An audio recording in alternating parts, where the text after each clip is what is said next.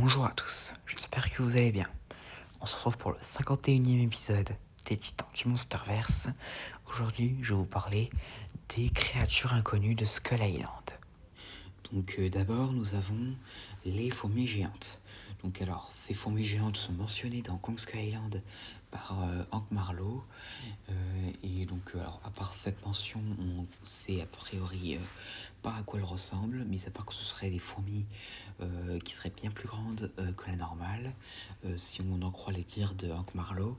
Et ce serait pas vraiment quelque chose de vraiment étonnant parce que beaucoup de créatures de Skull Island sont des animaux qui normalement sont petits, qui sont gigantesques. Et donc à part ça, nous savons seulement un seul truc en plus sur ces fourmis, c'est qu'elles sont capables d'imiter les sons d'un oiseau, peut-être pour éviter les soupçons à la fois sur les proies et les prédateurs.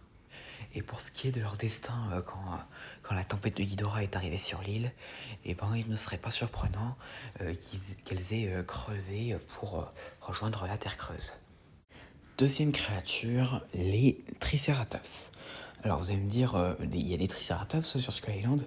Oui, parce que il faut savoir que dans Kong Skull Island, dans le repère des rampants du crâne, en plus des squelettes des parents de Kong, on peut notamment voir le crâne d'un Triceratops. Et cependant, contrairement au Triceratops ordinaire, celui-ci, dont on a vu le crâne, semblait être très grand, parce que on peut notamment voir un militaire monter dessus, et il lui arrive pile entre les deux yeux.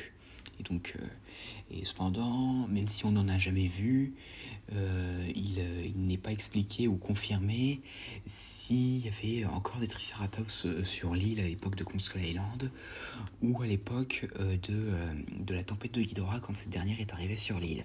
Mais après, comme Skull Island est un peu comme une partie de la Terre creuse qui serait remontée à la surface, il est possible éventuellement qu'il y ait aussi des Triceratops dans la Terre creuse. Mais ça, rien n'est sûr. Donc, créature suivante, les serpents-vignes. Alors, comme leur nom l'indique, ce sont des serpents qui vivent dans les arbres et au passage, ce sont des serpents qui ont la particularité d'être très fins, à un tel point qu'ils peuvent se camoufler comme des lianes. Et au passage, il faut savoir que ils sont encore plus longs qu'un titanoboa. Donc nous savons aussi que ces serpents ont a priori une tête qui fait à peu près la taille de celle d'un humain et des crocs aussi longs qu'un doigt. Et il est aussi capable de transmettre du poison via ses dents. Mais bon, à part ça, on n'a pas vraiment d'autres informations sur ces serpents. Et donc, dernière créature inconnue de Skull Island dont nous avons la connaissance, les guêpes géantes. Alors, comme leur nom l'indique, ce sont des guêpes de très grande taille qui se déplacent en groupe et qui font la taille d'une main humaine et qui sont très agressifs. Donc, elles vivent dans les jungles denses de l'île du Crâne et qui défendent farouchement leur territoire. Et nous savons aussi qu'elles peuvent voler à une vitesse de 40,2 km/h.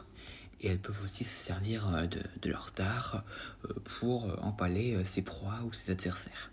Mais bon, à part ça, on ne sait pas grand-chose, mis à part qu'elles peuvent rappeler les abeilles géantes dans la série Godzilla de 1998. Et donc voilà, c'est tout ce que nous avons concernant les créatures inconnues de Skull Island dont nous avons la connaissance, mais qu'on n'a jamais vues. Donc nous verrons si nous les verrons, ces 4 espèces, dans la série Skull Island ou dans le prochain film. Et donc voilà, j'espère que cette vidéo vous aura plu, n'hésitez pas à me dire ça dans les commentaires et à la prochaine.